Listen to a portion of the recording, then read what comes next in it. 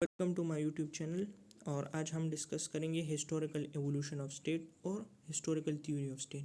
तो बेसिकली हमारे पास जो स्टेट है, तो स्टेट के ओरिजिन के बारे में कि स्टेट किस तरह बना उसके बारे में हमारे पास मुख्तलिफ थ्योरीज है। डिफरेंट पॉलिटिकल साइंटिस्ट या माहिर सियासत ने डिफरेंट थ्योरीज पेश की, ठीक है।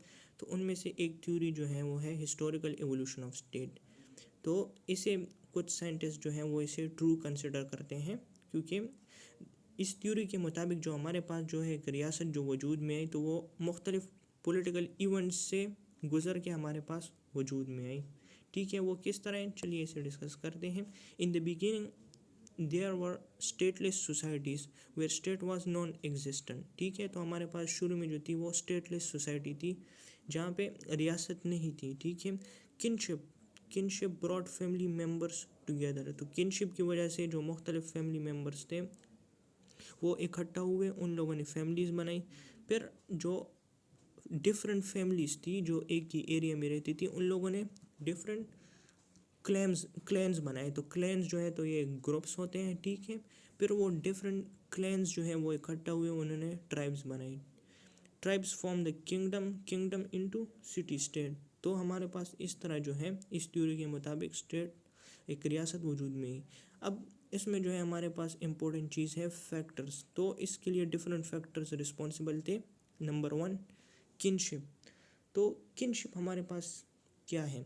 Kinship is a natural relation based on blood and birth, यानी कि आप किनशिप को कह सकते हैं कि ये एक ताल्लुक़ होता है या एक खूनी रिश्ता होता है फैमिली मेम्बर्स के दरमियान, ठीक है। Kinship broad family members together and help in the formation of families. In a family children and other family members obey the elder और the head of the family. तो फैमिली में हमारे पास क्या होता है, एक हेड होता है और जो छोटे होते हैं वो उस जो हेड है, सरबराह है, उसके ऑर्डर को मानते हैं। Different families combine to form clans. Different family member ने हमारे पास क्लैन्स बनाया और इसी तरह क्लैन्स ने जो है तो ट्राइब्स बनाए। फिर अगर हम हिस्टोरिकल स्टडी करें तो हमें पता चलता है कि हमारे पास उस टाइम टू टाइप्स के सिस्टम थे। पहले हमारे पास जो सिस्टम था वो था मैट्रियार्कल सिस्टम, जिसमें जो घर का सरबराह होता था वो फीमेल होती थी, यानी कि फ़ीमेल सब कुछ कंट्रोल करती थी। फिर इसके बाद हमारे पास आता है पैट्रियार्कल सिस्टम। पैट्रियार्कल सिस्टम में जो है वो मेल डोमिनेंट होता था। जब मेल ने कमाना शुरू किया तो वो फिर सरबराह बन गया, ठीक है। हमारे पास जो दूसरा इम्पोर्टेंट फैक्टर है वो है religion was also important factor in the evolution of state. It brought family member together like kinship. तो किनशिप की तरह रिलीजन ने भी लोगों को इकट्ठा किया। जो लोग सेम रिलीजन से बिलोंग करते थे उन्हें वो इकट्ठा हुए, ठीक है। और उन्हें वो जो थे वो एक रिलीजियस लीडर जो था उसके ऑर्डर को मानते थे, या जो प्रीस्ट होता है, ठीक है। Various states are form on the basis of religion. तो हमारे पास रिलीजन की वजह से भी डिफरेंट स्टेट्स बने हैं। अगर मैं आपको सिंपल मिसाल दे दूँ तो पाकिस्तान जो है हमारे पास वो रिलीजन की बुनियाद पर बना था, ठीक है।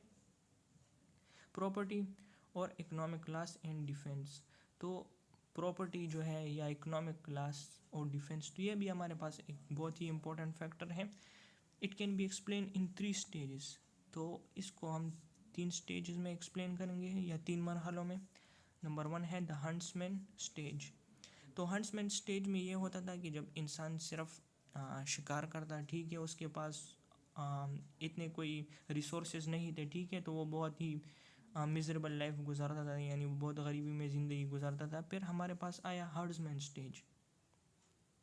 जब इंसान ने हमारे पास मुख्तलिफ़ टूल्स बनाए, ठीक है, उसने एनिमल्स को अपने फ़ायदे के लिए यूज़ करना शुरू किया और उसने एग्रीकल्चर स्टार्ट कर ली, ठीक है।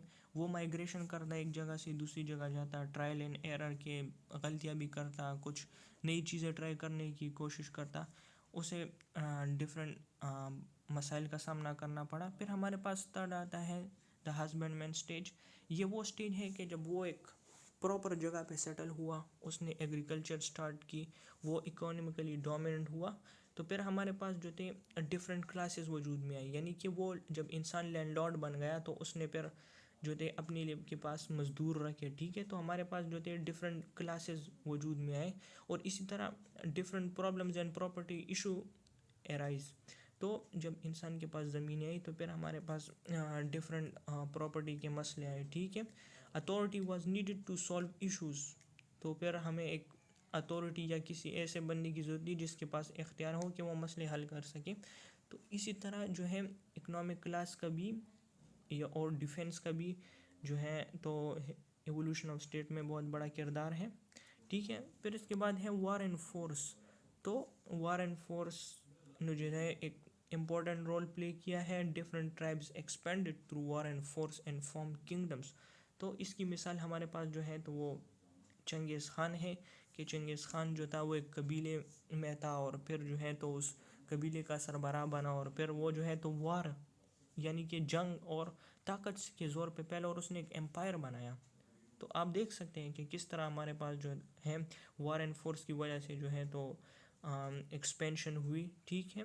پھر جو ہے نیپولین نے کیا کہ اس نے فرینچ امپائر بنایا. تو یہ بھی ایگزامپل ہے، ٹھیک ہے. پھر ہمارے پاس جو ہے سب سے امپورٹنٹ فیکٹر جو ہے وہ پولیٹیکل کانشیسنیس ہے. تو اسٹیٹ کیوں وجود میں آیا، اس کے پیچھے جو ہے تو پولیٹیکل کانشیسنیس کا بھی بہت بڑا ہاتھ ہے، ٹھیک ہے. جب political consciousness means the thought اور نالج آف پالیٹکس اور پولیٹیکل ایونٹس، ٹھیک ہے. جو نالج ہے، جب لوگوں کو پولیٹیکل ایونٹس کے بارے میں جب لوگوں کو پتہ چلا، ان کو یہ جانکاری حاصل ہوئی کہ یہ پولیٹیکل جو انسٹیٹیوشن ہے اس کا رول کیا ہے، لا کا رول کیا ہے، ٹھیک ہے. People become aware of political institution and they understand its importance. It contribute to the evolution of state. تو پولیٹیکل کانشیسنیس جو ہے لوگوں میں، اس نے بھی ایک امپورٹنٹ رول پلے کیا اسٹیٹ کے